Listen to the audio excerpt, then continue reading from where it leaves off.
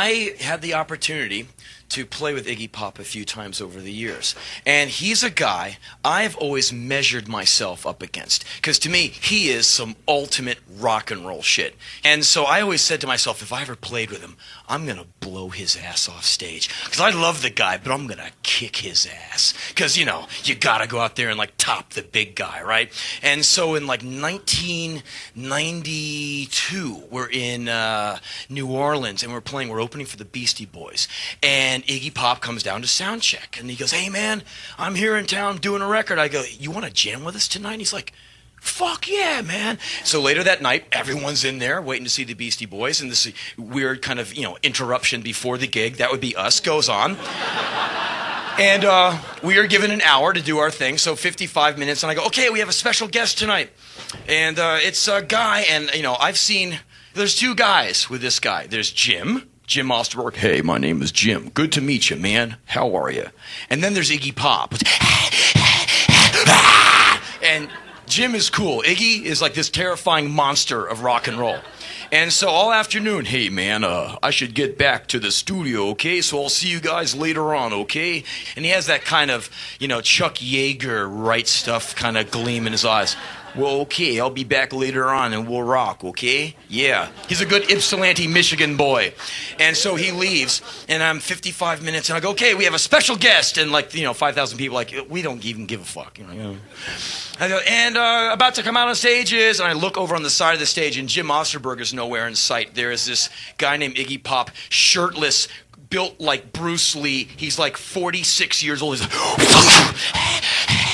looking through me with the most feral eyes. I'm like, ah! And I go, okay, it's Iggy Pop. And he goes running across the stage, slams into the Beastie Boys keyboard, like takes Money Mark's keyboard out. Wham! And the roadie's like, what the fuck? That was so cool. And he's like, wow, bing, bang, bing, bing, like all over the place. The guys in the band go backwards, and they're up against their amps. It's like, I'm now up on the drum riser. I don't want to get hurt. And I'm trying to keep up with this guy. I'm like, he is beautiful. He is like 40-something. He's now bleeding. He's opened himself up. A minute in, he's bleeding beautifully. Little iron body, blood. You're like, whoa. And so everyone in the crowd's going like, whoa, now this is cool. They all come awake. People are going, he's blowing you off stage, man. Like, shut up, shut up. And I try and keep up with the guy. He thoroughly kicks my ass. And I see him after the show. Hey, man, really appreciate you letting me come on stage with you guys. It was a real honor, okay? It was a real fucking honor, man. It's good to see you again, okay? Well, you tell the fellas I said hello, and I gotta go, okay? Well, and he takes off. I'm like, fucking that guy. Okay, if there's ever another time, if I ever play with his ass again, that's it. He's done for. Round 2, 1994, Denmark. We do this gig in some like hockey rink, and we're opening for Iggy. I'm like, okay, this is it. I'm gonna kick your fucking ass. I go out there and play to like the nth degree. I come off stage like dead. I'm like, top that. Half an hour later, I'm sitting on the side of the stage like that, and the band is on stage when they start vamping on a song called Down on the Street from the Funhouse record, one of the sexiest, most violent Genius records ever. He's only like, you know, like 22 when he made it. Fuck. And so the band's like, doon, doon, doon, doon, doon, doon, doon, and there's all these Scandinavian women just like, take me now! You know, they're just, you can't resist that song. And so the band, like, for a minute, doon, doon, doon, doon, doon, doon, doon, it makes you want to fight and fuck all at the same time. And I'm on the side of the stage, and the lights go down, and everyone's like, yeah! And I see he's got this big roadie guy who always goes with him, and I see the guy hold a microphone. He's like this.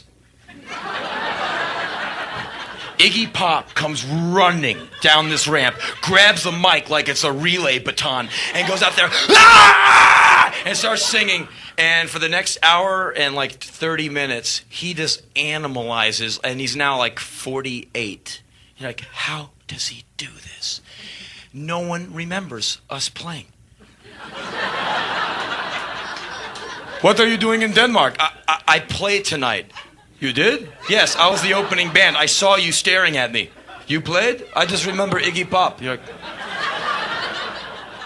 he just like, dink. It's just, and then the same thing. Hey, man, really an honor to have played with you, man. Man, I'm going to remember this for a long time. You guys were great. Well, so long. And he takes off. You're like, fuck. I said, okay, round 3 is going to be a bitch. Because I'm coming. 1996. We're in band practice in New York, working away. The phone rings in the lobby of the practice place. And I go running out there. And he goes, Henry, phone for you. It's my manager. He goes, all right, there's a festival in Finland. I'm like, whoa, I'll do it. I've never been there. I want to go, man. Don't you want to go to Finland?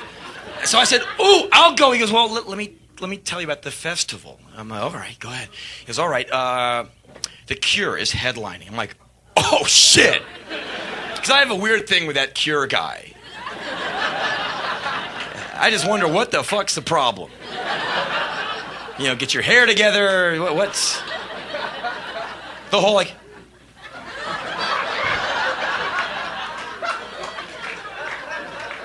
Not a bad songwriter. Just what's up with the pose? Why did you choose that pose? The overweight, bad hair, you know, weird thing. What's up with that? I'm just curious. So I said, oh, that's interesting. The Cure. That'll be a really happy bunch of people out there. Kill me, kill me. So I said, okay, so who's going on before The Cure? And he goes, Iggy Pop. I was like, oh, really?